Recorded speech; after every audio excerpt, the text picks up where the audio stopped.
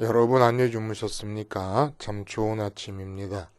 우리 2016년 3월 20일 화요일 말씀으로 드리는 오늘의 번제 함께 합니다. 사무엘상 8장 1절부터 22절까지 말씀으로 같이 합니다. 우리는 1절부터 7절까지만 같이 읽어보겠습니다. 시작. 사무엘이 늙음에 그의 아들들을 이스라엘 사사로 삼으니 장자의 이름은 요엘이요 차자의 이름은 아비야라. 그들이 브엘세바에서 사사가 되니라. 그의 아들들이 자기 아버지의 행위를 따르지 아니하고 이익을 따라 뇌물을 받고 판결을 굽게 하니라. 이스라엘 모든 장로가 모여 라마에 있는 사무엘에게 나아가서 그에게 이르되 보소서 당신은 늙고 당신의 아들들은 당신의 행위를 따르지 아니하니 모든 나라와 같이 우리에게 왕을 세워 우리를 다스리게 하소서 한지라. 우리에게 왕을 주어 우리를 다스리게 하라 했을 때에 사무엘이 그것을 기뻐하지 아니하여 여호와께 기도하매 여호와께서 사무엘에게 이르시되 백성이 네게 한 말을 다 들으라. 이는 그들이 너를 버림이 아니요 나를 버려 자기들의 왕이 되지 못하게 함이니라. 오늘 우리가 함께 읽은 말씀 중심으로 하나님 버리기의 현실감이라는 제목의 하나님 말씀 증거합니다. 하나님 버리기의 현실감. 여러분, 그 버림의 미학이라고 하는 게 있습니다. 사람들이 많이 말을 해요. 특별히 버림의 미학을 강조한 사상가로는 대표적으로 노자를 들 수 있고 또 그러한 버림의 미학을 실천하며 산 분으로서는 가장 대표적인 인물이 마하트마 간디가 아니겠는가. 또 멀리서 찾을 거 없이 우리나라 안에서도 돌아가신 법정 스님 같은 분은 그야말로 버림의 미학을 이론적으로 가르쳤을 뿐만 아니라 몸소 실천하며 살았던 분이시기도 합니다.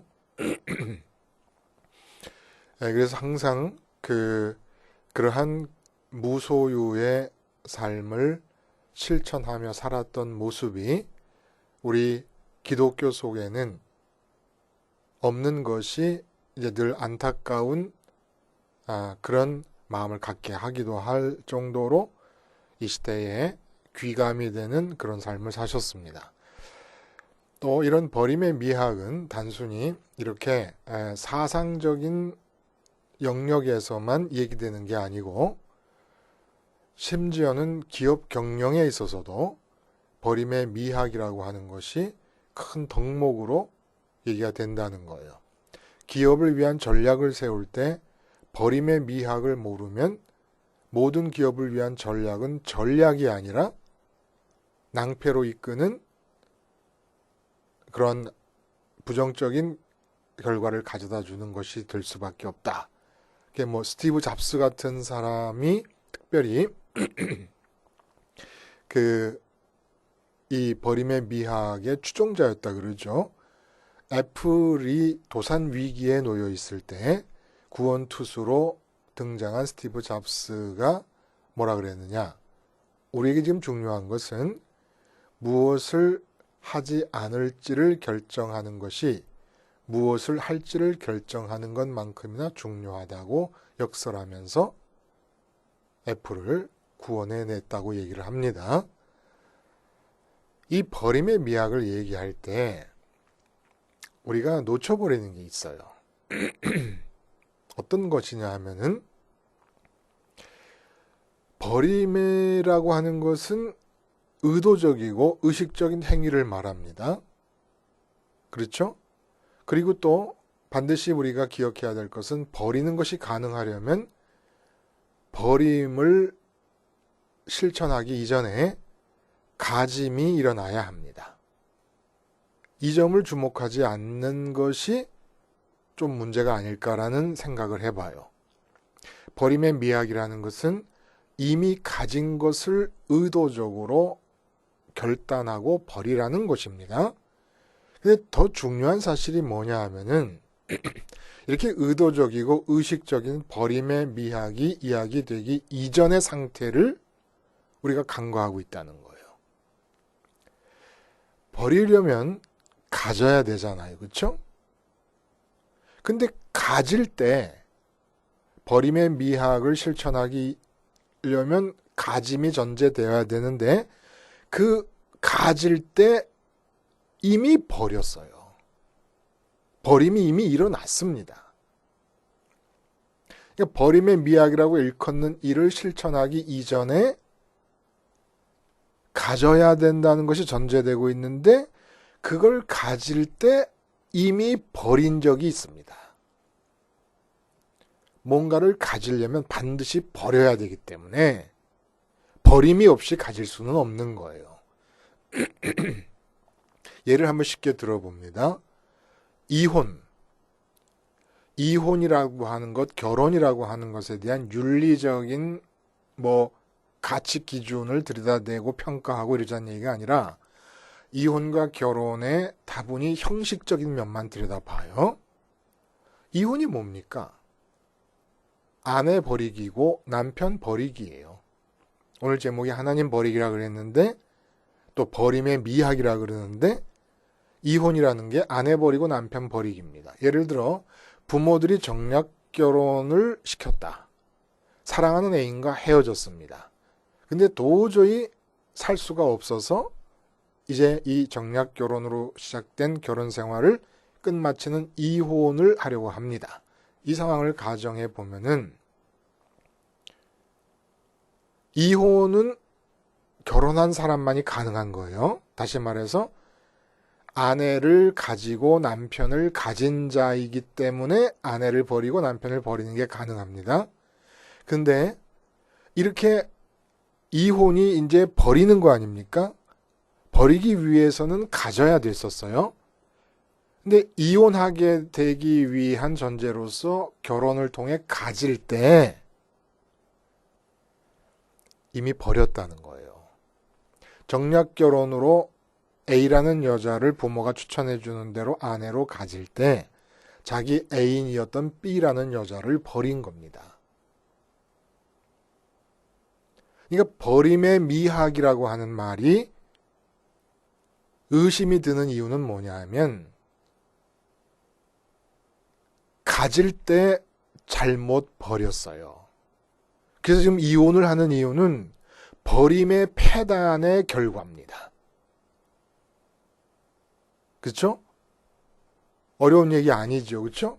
법정 스님이 무소유를 얘기하신다. 그러면은 무소유를 얘기하게 되는 상황은 세상 것들을 마음 안에 가지고 있다는 사실을 전제하고 있기 때문이에요.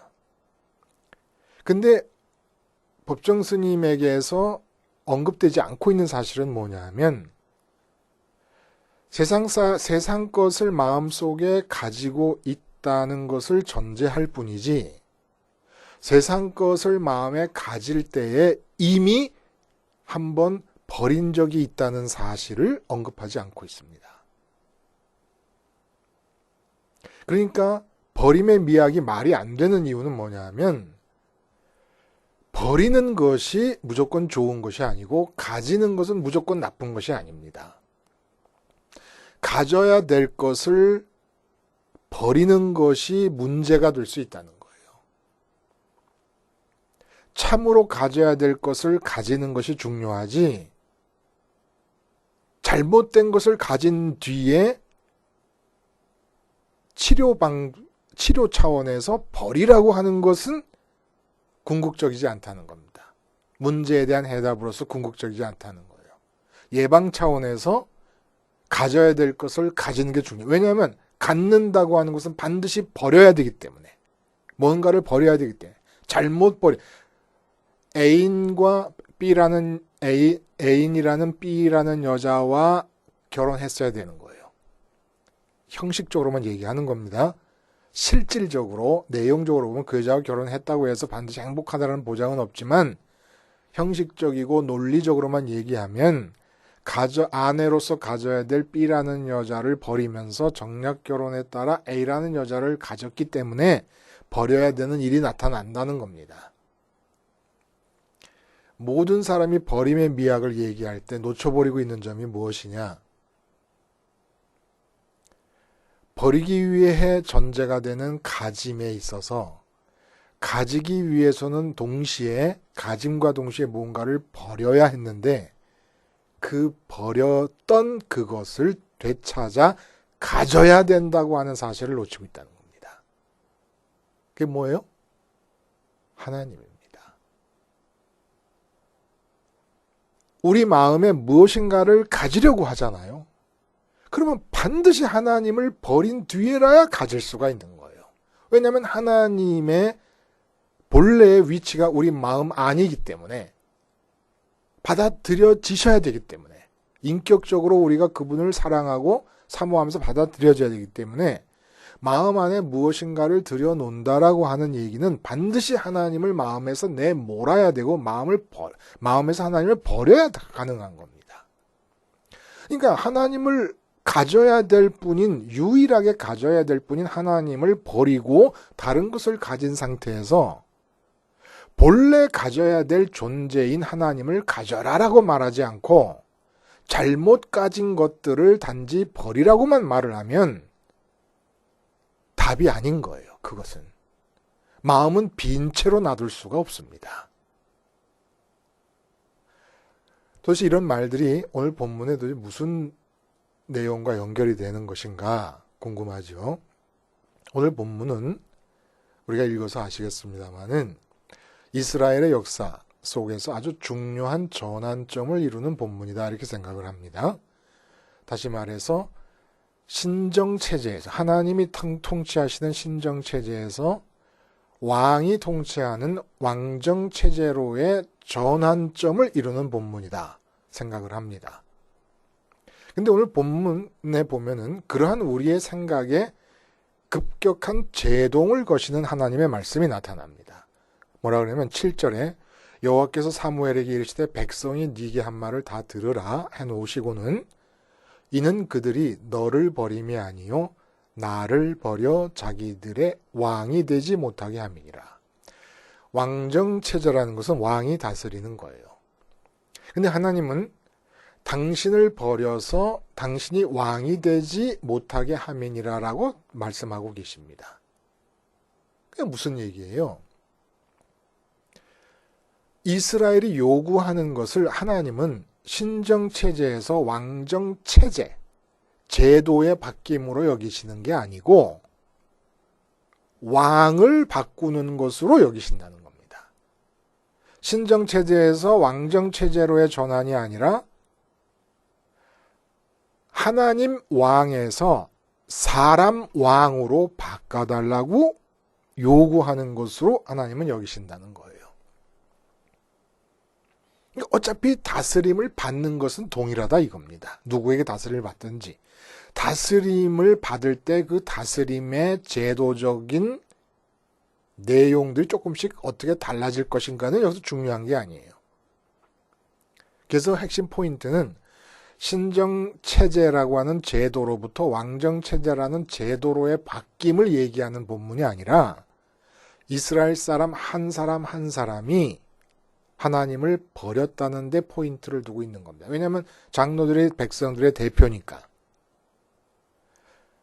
근데 이게 문제가 되는 것은 하나님이 말씀하시기를 이스라엘이 나를 버렸다 라고 말씀하시는 게 좀 어폐가 있어 보이는 것은 왜 그러냐 하면 지금 사무엘 앞에 와서 사람들 중에서 선택받아 왕이 될 자를 요구하는 이 장로님들 중에서 또 장로들이 대표하고 있는 백성들 중에서 계속 하나님의 사람인 사무엘이 사사로서 이스라엘을 이끌어 오고 있는 상황에서 하나님을 버린다고 생각하는 사람은 아무도 없었습니다.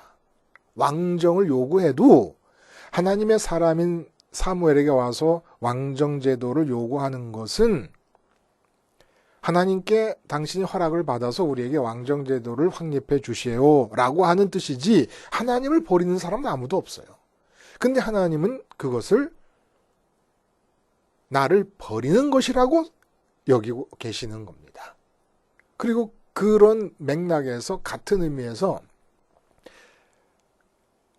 사무엘의 아들들이 사람들을 이끄는 지도적 입장에서 이익을 탐해서 뇌물을 받는 것 다음에 이야기를 합니다. 같은 내용이라는 겁니다. 뇌물을 받을 때도 이유는 하나님을 버렸기 때문이고 지금 왕정제도를 요구하는 것도 실제로는 타국, 다른 나라, 이방 나라들에게 왕처럼 사람들 중에서 뽑힐 왕을 요구하는 것이 하나님을 버리고 있기 때문이다라고 하는 얘기를 해주는 거예요. 같은 맥락이라고 하는 차원에서 사무엘 아들들의 뇌물 받는 이야기가 같이 나오는 겁니다. 그럼 도대체 나는 하나님을 버린다는 생각이 전혀 없는데 왜 하나님은 나에게 네가 지금 하나님이 나를 버리고 있다고 말씀하고 계시는 것일까요? 이게 바로 현실감 속에서 일어나는 일이라는 겁니다. 현실감 속에서. 참 재밌는 것은 한자가 참 재밌는데 언제나 이 한자에서 현실이라고 하는 이 한자를 잘 한번 들여다봅니다. 그러면 현자는 왕자가 이렇게 왼쪽에 있고 볼견자가 써 있는 게 현 아니에요? 이 현자가 이제 나타날 현이라고 하는 것입니다. 한자의 뜻을 새기자면. 근데 이게 왕자가 아니고 구술옥자입니다. 구술옥자. 그리고 이 옆에 있는 볼견자는 현자라고도 해요. 배올현. 우리가 알현 한다 할 때 배올현이라고도 우리가 새기고 있는 글자인데 구술옥자와 볼견자 혹은 배올현자가 합쳐서 나타날 현자가 되는 겁니다. 이건 무슨 얘기예요? 이 현자가 볼견자라 그러지만은 볼 시자가 있어요. 시자 여러분. 그렇죠? 시선할 때, 시각할 때 시자. 이 시자는 내 쪽에서 바라보는 때의 볼 시자입니다. 이 볼견자의 본 뜻은 저쪽에서 내 쪽에 보이는 것을 말하는 거예요. 근데 구술옥자를 썼다는 건 무슨 뜻이냐면 이 옥을 갈 때에 빛이 나잖아요. 옥을 갈아서 빛이 나는 상태를 뜻해서 구술옥 변에다가 저쪽에서 보인다는 뜻의 볼견자를 갖다 붙여 현실할 때 현자가 만들어진 겁니다. 이건 뭘 뜻하는 겁니까? 이 현자. 그러니까 우리 만화 같은 데 보면 내가 막 배가 고파요. 주인공이 배가 고파. 근데 주인공이 집에 딱 들어갔더니 엄마가 치킨을 한 마리 사다 놨어요. 그럴 때 너무너무 배가 고파서 들어왔는데 그 만화가 어떻게 표현합니까? 치킨에서 빛이 나는 것으로 표현하잖아요. 그렇죠? 이게 바로 현자라는 거예요. 현자가 뜻하는 바라는 겁니다. 길을 막 걸어가는 명동을 걸어가고 있는데 많은 사람들이 오고 가는데 아니 어느 한 아가씨가 빛이 나면서 다른 아무도 보이질 않고 그 아가씨만 딱 보이는 겁니다. 그 많은 사람들 중에. 이게 바로 현자라는 거예요. 구술옥. 그러니까 옥을 갈아서 빛이 남으로써 내 눈에 들어오는 상태. 이게 현자라는 거예요. 그러면 실자는 뭐냐? 현실할 때 실자는 간머리변, 집안이다라고 하는 그런 뜻이잖아요. 간머리변이. 그리고 밑에 있는 관자는 끈으로 동전을 많이 깨서 주렁주렁 매달. 옛날에 보면 줄로 이렇게 동전을 이렇게 매달아 다니고 목걸이처럼 엮어서 갖고 다니지 않습니까? 그게 무슨 얘기예요? 그렇게 줄로 깬 것 같은 동전, 금은 제보가 집안에 가득한 상태가 실자입니다. 이건 뭘 뜻하느냐면 내 마음을 가득 채움을 말하는 거예요. 마음이 공허하다 그러잖아요. 열심히 일했는데 손에 쥐어지는 게 아무것도 없다. 내 마음을 채우는 게 아무것도 없다는 거예요. 바로 이게 실자입니다. 마음을 차지한다. 마음을 채운다라고. 그래서 현실이라고 하는 말은 뭐냐? 옥을 갈았을 때 빛이 나는 것처럼 빛이 난다는 건 그 주변의 다른 모든 것들은 존재하고 있는 것들이지만 눈에 들어오지 않는다는 거예요. 오직 그 대상만 눈에 들어오면서 내 마음을 채운다라고 하는 얘기입니다. 근데 이게 항상 긍정적으로만 쓰이는 게 아니야. 빛이 나서 눈에 보이는 게, 예를 들어 이스라엘 사울 왕이 돼서 블레셋과 싸울 때 골리앗이 빛이 나서 눈에 들어오는 거예요. 이때 현실이라고 하는 것도 긍정적인 면으로만 마음을 채우는 게 아니에요. 원수에 대한 생각으로 가득 차 있다.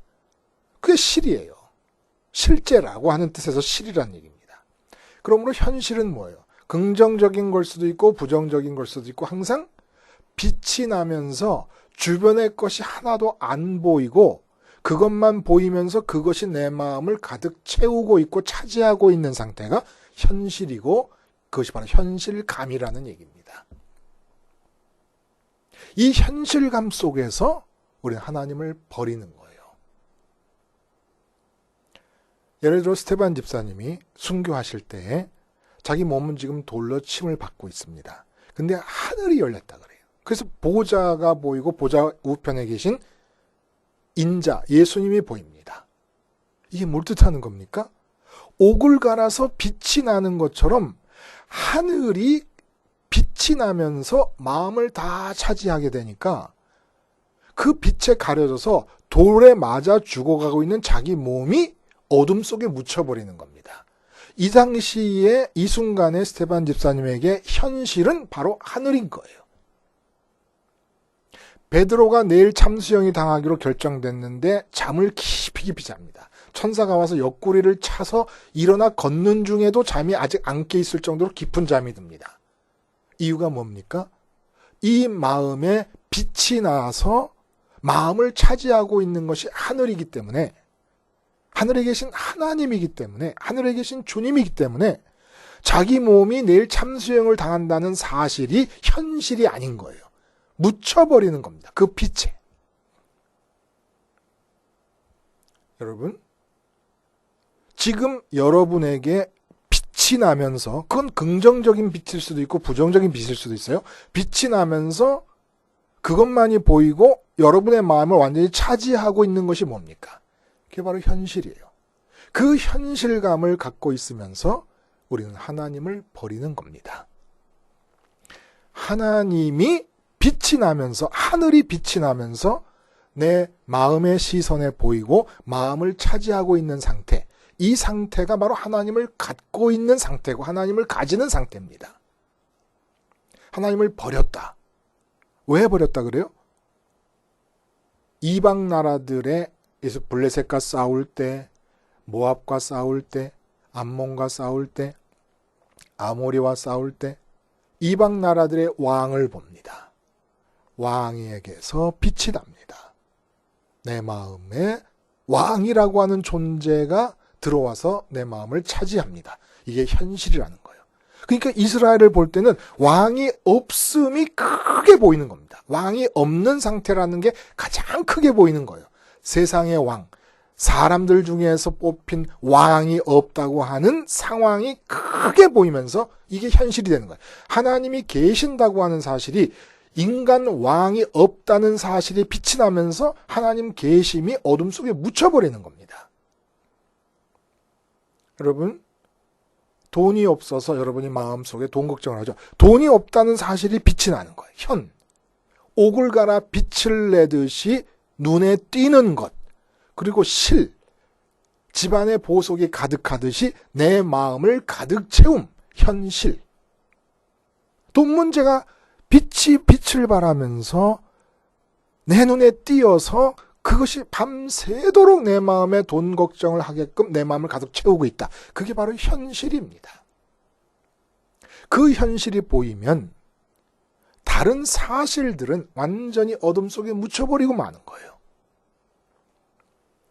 이 세상에 돈 문제, 건강 문제, 자녀 문제, 무슨 승진 문제, 인간관계 문제, 사람들에게 인정받는 문제, 사람들이 나를 싫어하는 문제, 모든 문제, 이것들이 빛을 발하며 눈에 띄어서 내 마음을 차지하고 있습니까? 하나님이 버려진 거예요. 하나님이 버려진 겁니다. 어떻게 해야 됩니까? 그래서 주님의 십자가 사건이 일어난 거예요. 주님의 십자가는 세상에 대한 죽음이에요. 세상에서 빛을 발하면서 부정적인 빛이라는 걱정하게 하고 나를 슬픔에 잠기게 하고 나를 번민에 사로잡히게 하는 것들, 긍정적인 빛은 나를 기쁘게 하고 좋아하게 하고 뭐 이런 것들이 긍정적인 빛이라고 그러면 이 세상에 있는 모든 빛을 발하면서 내 눈앞에 띄는 것들을 그늘로 덮어버리는 것이 십자가 사건입니다. 모든 세상의 것들을 다 내 마음의 시선에 띄도록 빛을 발하고 있는 것들을 어둠 속으로 몰아놓고 보이지 않고 들리지 않았던 하나님만이 빛을 발하고 하늘만이 빛을 발하도록 이 땅에 살고 있는 동안에 회사에 나가든지 가정에 나가든지 시장에서 장사를 하든지 두부를 사든지 콩나물을 사든지 그 모든 현장에서 하늘이 빛이 나는 현실이 되도록 만들어주는 것이 십자가 사건이라는 거예요. 이렇게 하늘이 빛이 나는 현실이 되지 않으면 하나님을 버리는 것입니다. 이걸 알아야 십자가를 생활화할 수 있는 거예요. 왜 십자가를 생활화합니까? 자꾸 눈에 띄는 거예요. 이 세상 것들이 빛이 나면서 옥을 갈아서 빛을 내듯이 빛이 나면서 내 마음의 시선을 뺏어가요. 그리고 실이라는 한자가 뜻하는 바대로 내 마음을 가득 채우려고 합니다. 그것이 비전이든 꿈이든 하여간 이 세상에 속한 것이면 어떤 것이든지 간에 긍정적 부정적 모든 것을 망라해서 내 마음을 뺏어갈 때마다 나는 지금 하나님을 버리려고 하고 있구나라는 걸 깨닫고 십자가를 붙잡아서 세상에서 빛을 발하며 내 마음을 뺏어가면서 하늘을 어둠 속에 묻혀버리게 하려고 하는 모든 것들에 대해 십자가에서 죽는 겁니다. 매 순간마다 계속 죽는 겁니다. 왜냐하면 우리 체질은 근본적으로 세상에서 빛을 발하는 것들에게 마음이 끌려가도록 체질이 형성이 되어서 태어나기 때문에 이 체질 그대로 놔뒀다가는 그냥 끌려가는 거예요. 그리고 하나님은 버려지는 겁니다. 매 순간 버려지는 거예요. 그래서 십자가를 생활함으로써 세상에서 빛을 발하며 나의 시선을 빼앗고 내 마음을 차지하려고 하는 현실이 되려고 하는 모든 것들을 다 어둠 속에 묻혀버리게 하고 보이지 않는 하나님과 하늘만이 그곳에 계신 주님만이 나의 현실이 되게끔 하면서 살아가는 것. 이게 바로 하나님을 왕으로 모시고 사는 삶입니다. 하늘이 현실이 되는 것. 하늘이 반짝반짝 빛이 나는 내 마음을 차지하는 대상이 되는 것. 그래서 이 세상이 어둠 속에 묻혀버릴 때 어둠 속에 묻힌 세상에 대한 하나님의 통치가 이루어지면서 세상 속으로 질서와 빛이 확장되어 가는 거지요. 십자가 생활화를 통해서 우리의 현실감을 들여다보며 하나님만이 현실일 수 있어서 하나님 버리기를 중단하실 수 있기를 바랍니다. 기도하시겠습니다. 하나님 아버지, 얼마나 오랫동안 우리에게서 버려지심을 당하셨습니까? 이제 십자가 생활화를 통하여 세상 전체가 내 마음에 대해 어둠 속에 묻히게 하시고 하나님만이 빛나는 나의 현실이 되게 하시며 그럼으로써 어둠 속에 묻힌 세상에 하나님의 광명한 뜻이 이루어질 수 있게 해 주시옵소서. 예수님의 이름으로 기도하옵나이다. 아멘.